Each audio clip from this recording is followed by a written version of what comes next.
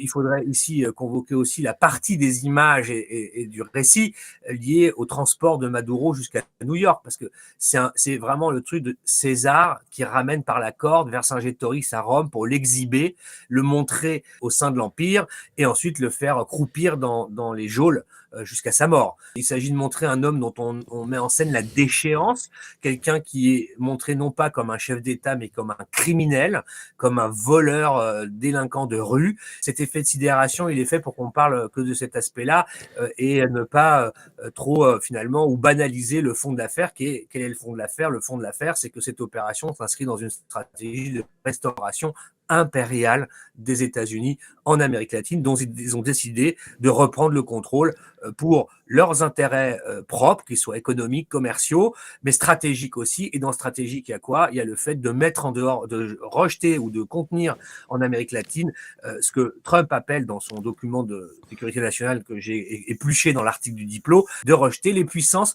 non hémisphériques dans le langage de Washington, c'est-à-dire non américaine au sens continental. Et de qui parle-t-on? Chine, secondairement Russie et encore un peu derrière l'Iran. Et c'est ça que Trump a envoyé comme message en attaquant le Venezuela.